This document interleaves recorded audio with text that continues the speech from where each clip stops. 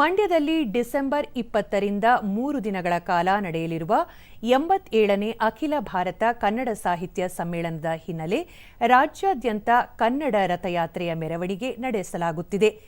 ನಿನ್ನೆ ಮಾಗಡಿ ತಾಲೂಕಿಗೆ ಆಗಮಿಸಿದ ರಥಯಾತ್ರೆಗೆ ಸ್ವಾಗತ ನೀಡಲಾಯಿತು. ಬಳಿಕ ತಾಲೂಕಿನಾದ್ಯಂತ ಅದ್ದೂರಿಯಾಗಿ ಮೆರವಣಿಗೆ ಮೂಲಕ ಸಂಚರಿಸಿತು. ಕೊಟಗಲ್ ಹೋಬಳಿಯ ಲಕ್ಷ್ಮೀಪುರ ಗ್ರಾಮದಲ್ಲಿ ಕನ್ನಡ ರಥಯಾತ್ರೆಗೆ ರಾಮನಗರ ತಹಶೀಲ್ದಾರ್ ತೇಜಸ್ವಿನಿ ಪುಷ್ಪನಮನ ಸಲ್ಲಿಸಿದರು.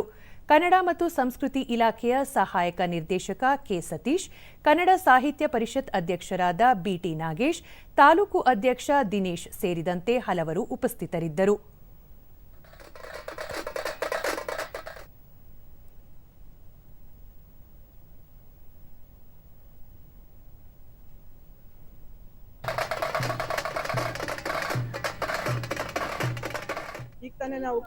ದೂರದರ್ಶನದೊಂದಿಗೆ ತಹಶೀಲ್ದಾರ್ ತೇಜಸ್ವಿನಿ ರಾಮನಗರ ತಾಲೂಕಿನಾದ್ಯಂತ ರಥಯಾತ್ರೆಯ ಮೆರವಣಿಗೆ ನಡೆಸಿ ಹಾರೋಹಳ್ಳಿಗೆ ಬೀಳ್ಕೊಡುಗೆ ನೀಡಲಾಗುತ್ತದೆ ಎಂದು ತಿಳಿಸಿದರು.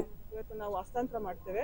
ತಾವೆಲ್ಲರೂ ಸಾರ್ವಜನಿಕರು ಭಾಗಿಯಾಗಿದ್ದೀರಾ ಈ ಒಂದು ಕಾರ್ಯಕ್ರಮಕ್ಕೆ. ತಮ್ಮೆಲ್ಲರಿಗೂ ನಾವು ಧನ್ಯವಾದಗಳನ್ನು ಹೇಳಕ್ಕೆ ಅದ್ದೂರಿಯಾಗಿ ಕೆ. ಸತೀಶ್, ಕನ್ನಡ ಭಾಷೆ ಮತ್ತು ಸಂಸ್ಕೃತಿ ಉಳಿಸಿ ಬೆಳೆಸುವ ನಿಟ್ಟಿನಲ್ಲಿ ಸಾಹಿತ್ಯ ಸಮ್ಮೇಳನದ ಪಾತ್ರ ಮಹತ್ವದ್ದು.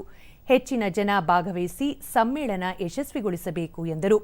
ಸಂಚರಿಸಿ ನಂತರ ನಾವು ಚಾಮರಾಜನಗರ ಜಿಲ್ಲೆಗೆ ನಾವು ರಥವನ್ನ ಹಸ್ತಾಂತರವನ್ನು ಮಾಡ್ತಾ ಇದೀವಿ. ದಯಮಾಡಿ ಎಲ್ಲ ಕನ್ನಡಿಗರು ಕನ್ನಡ ಏನು ಜ್ಯೋತಿ ಬರ್ತಾ ಇದೆಯೋ ಎಲ್ಲರೂ ಕೂಡ ಅದ್ದೂರಿಯಾಗಿ ಸ್ವಾಗತ ಮಾಡಬೇಕು ಅಂತ ನಾನು ಈ ಮೂಲಕ ಕೋರ್ಕೊಳ್ತೀನಿ. ಬಿಟಿ ನಾಗೇಶ್, 87ನೇ ಕನ್ನಡ ಸಾಹಿತ್ಯ ಸಮ್ಮೇಳನದಲ್ಲಿ ಹೆಚ್ಚಿನ ಜನ ಭಾಗವಹಿಸುವಂತೆ ಪ್ರೇರೇಪಿಸುವ ಉದ್ದೇಶದಿಂದ ರಾಜ್ಯಾದ್ಯಂತ ಮೆರವಣಿಗೆ ನಡೆಸಲಾಗುತ್ತಿದೆ.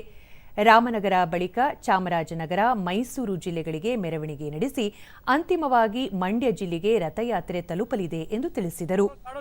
ಆಡಳಿತಕ್ಕೆ ನಮ್ಮ ಸಾಹಿತ್ಯ ಪರಿಷತ್ತು ಅಭಿನಂದನೆ ಸಲ್ಲಿಸಿ ಅವರಿಗೆಲ್ಲರಿಗೂ ಸ್ವಾಗತವನ್ನು ಬಯಸ್ತಾ ಇದ್ದೀವಿ.